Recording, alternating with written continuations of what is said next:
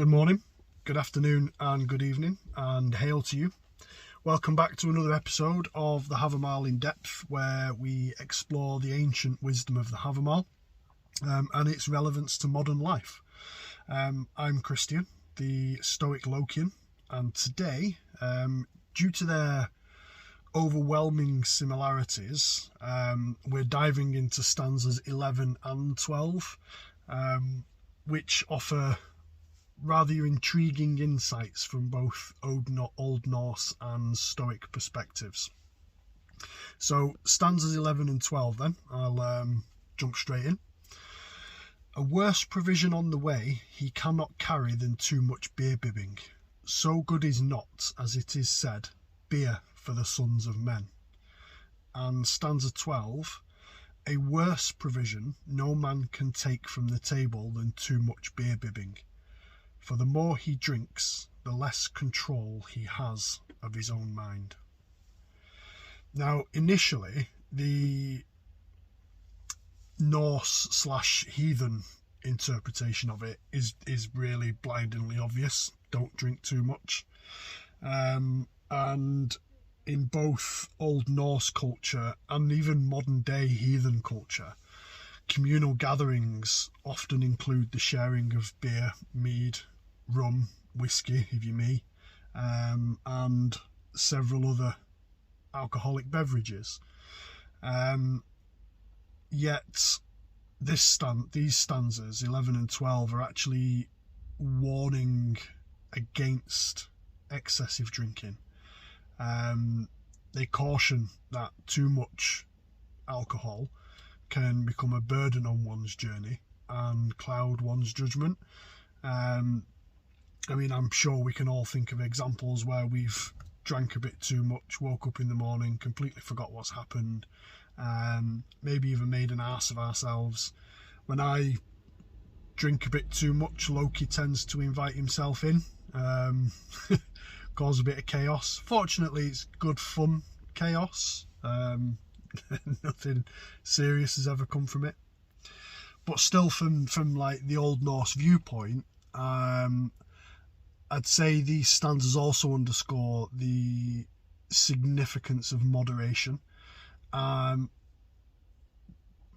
During moments of social pleasure, absolutely, but also just in general life. It's never too good to overindulge on anything. Everything in moderation, as the saying goes. The stanzas also remind us that while camaraderie over a drink is cherished, overindulgence can lead to that loss of self-control. And when you read through some of the old sagas, there are several stories that illustrate the consequences of excessive drinking. For example, you'll have to forgive my pronunciation on this, I'm probably going to bastardize it.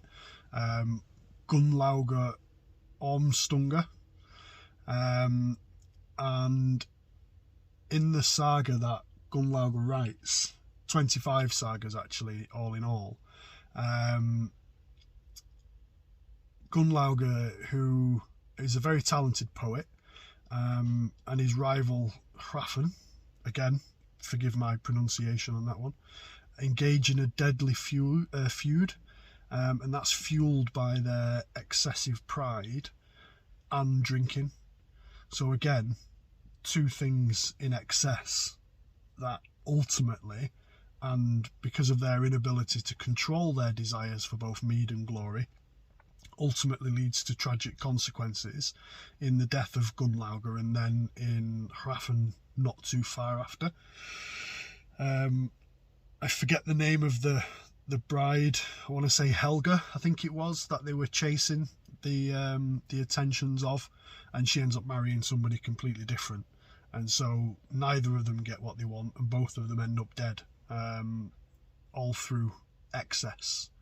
So it's a really stark warning and some real stark consequences. The saga, the stanza serves as a cautionary tale highlighting how excessive drinking combined with unchecked ego can result in dire outcomes. It emphasises the importance of moderation, not only in alcohol consumption, but also in one's behaviour and ambitions. From a Stoic standpoint, these stanzas place a strong emphasis on self-control and rationality, and actually temperance, self-control and balance is one of the 4 central pillars of Stoicism. The idea that excessive drinking can impair one's judgement absolutely resonates through Stoic principles. The Stoics believe that clear thinking is essential for wise decision making. Now, am I saying don't go out there and get shit-faced every once in a while? No, absolutely not. Sometimes we need it. Sometimes it's a release. Just everything in moderation, I guess, is the thing to draw from this. The Stoics see moderation as a path to tranquillity and wisdom. When one overindulges in any pleasure, be it alcohol, food, or other desires, they risk losing control of their rational faculties. The more you drink, the less able you are to make decisions aligned with your true values and principles, for example. I think it was Seneca who once said, there is no more stupefying thing than drink, and it has made itself master of the minds of men and bent them to its will, if I've read that and noted that down correctly. And again, this aligns perfectly with the warning in these stanzas against excessive beer-bibbing. Something to be mindful of and something to be cautious of. So, how do these ancient warnings about excessive drinking apply to our modern lives? Well, I mean, it's pretty obvious, really, to start with, but they hold timeless lessons. In a world filled with temptations and distractions, moderation remains key. We live in an age of abundance and instant gratification. The allure of excess is everywhere, whether it's in the form of alcohol, food, technology, Black Friday's coming up, or other indulgences. It's really easy to get carried away. It's really easy to lose control of our desires and to make impulsive decisions that we later regret. So the next time you're thinking about making that impulsive decision that you may come to regret, consider Gunnlaugr and how he and Hrafn both ended up dead through their excesses. So the caution against losing control of one's mind due to overindulgence is as relevant today as it was in ancient times. It reminds us to be mindful of our choices, particularly when engaging in pleasures that can impair our judgment. Whether it's alcohol, food, or any other indulgence, remember the wisdom of moderation.